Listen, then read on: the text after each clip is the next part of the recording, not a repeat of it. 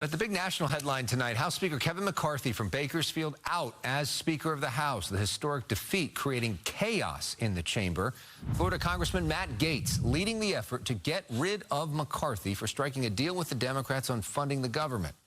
8 Republicans seeking to get rid of McCarthy, joined by 208 Democrats. And just like that, his speakership was done. Congressman addressing the media tonight. Doing the right thing isn't always easy, but it is necessary. I don't regret standing up for choosing governance over grievance. It is my responsibility. It is my job. I do not regret negotiating. Our government is designed to find compromise. I don't regret my efforts to build coalitions and find solutions. I was raised to solve problems, not create them. So I may have lost a vote today, but as I walk out of this chamber, I feel fortunate to have served the American people.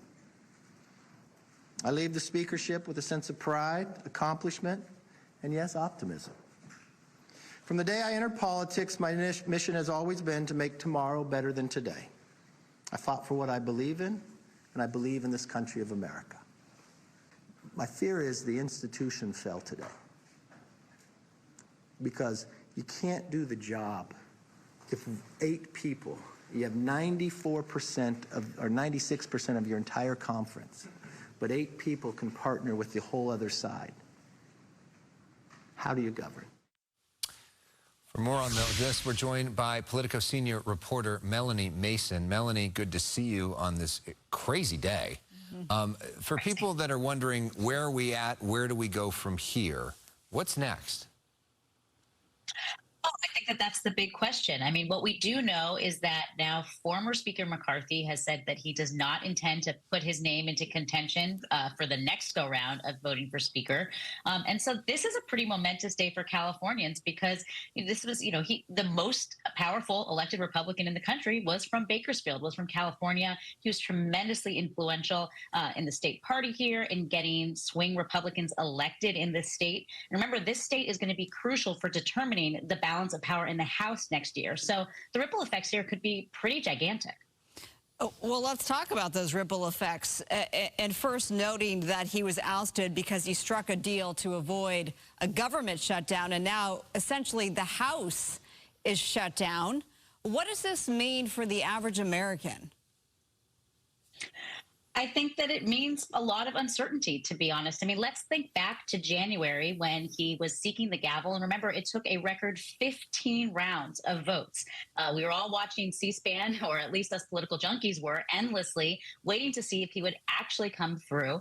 And I think that the question now for Republicans, and quite frankly for the rest of the country, is who is going to replace him? Who is the person who's going to be able to put together 218 votes? I know that I've seen reporting that Representative McCarthy's colleagues have started making calls tonight, but I think there's going to be a lot of uncertainty going forward. And I think for the average person who's looking to Congress to legislate, that may not be happening too much over the next couple of days.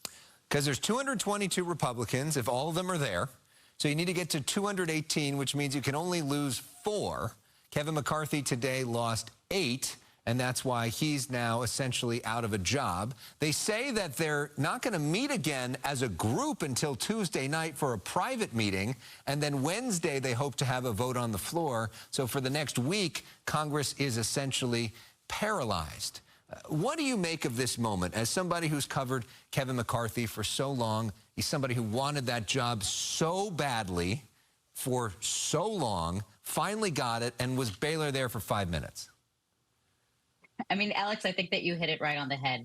Getting the Speaker's gavel was the thing that Representative McCarthy had is laser focused for years. And I think because of that, he had to walk this very, very fine line between the establishment Republicans, which I think he is in his heart of heart, and the MAGA faction, the Trump faction. And remember that he has been very close in his embrace of Trump. I think he made that calculus that Trump was essential for driving turnout for him to get that majority.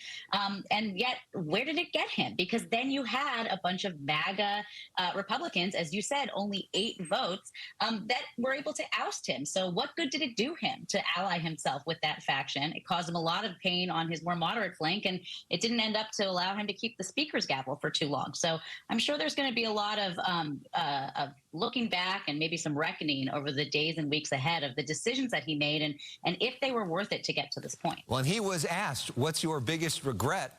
And he said at that press conference, I helped to elect a lot of these folks.